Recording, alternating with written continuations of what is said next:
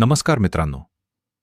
सरकारी कर्मचारी आणि पेन्शनधारकांसाठी एक अत्यंत आनंदाची आणि मोठी बातमी समोर येत आहे. 8व्या वेतन आयोगाबाबत 8वे पे कमिशन कर्मचारी संघटनांनी आपली तयारी पूर्ण केली असून 51 पानांचा अंतिम मेमोरँडम फायनल ड्राफ्ट सरकारला सादर केला आहे. यामध्ये किमान पगार 69,000 रुपये करण्याची मागणी करण्यात आली आहे. आजच्या व्हिडिओमध्ये आपण यातील सर्व महत्त्वाचे मुद्दे सविस्तर पाहणार आहोत. 13 एप्रिल रोजी नवी दिल्लीत पार पडलेल्या महत्त्वाच्या बैठकीत जेसीएम स्टाफ साइड ने हा 51 पानांचा मसुदा निश्चित केला. या मसुद्यातील सर्वात महत्त्वाची मागणी म्हणजे फिटमेंट फॅक्टर.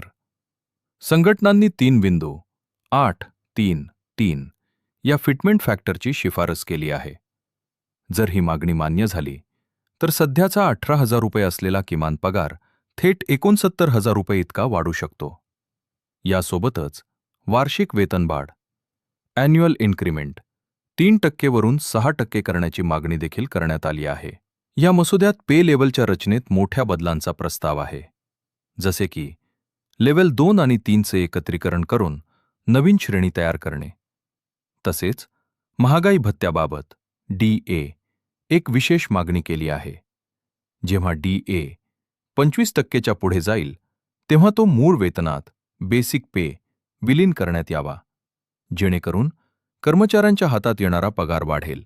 सध्याच्या महागाईचा विचार करून HRA मध्ये देखील 30% ते 40% वाढीची अपेक्षा व्यक्त केली गेली आहे. ही पगारवाढ केवळ आकड्यांवर आधारित नाही, तर ती डॉक्टर एक्रॉइड फॉर्म्युलावर आधारित आहे. यामध्ये आजच्या काळातील राहणीमानाचा खर्च, 5 सदस्यांच्या कुटुंबाची गरज, प्रथिने, कॅलरी आणि वाढलेली महागाई या सर्वांचा सविस्तर विचार करण्यात आला आहे. किमान आणि कमाल पगारातील तफावत 1 ते 12 पेक्षा जास्त नसावी, असेही या ड्राफ्टमध्ये नमूद केले आहे.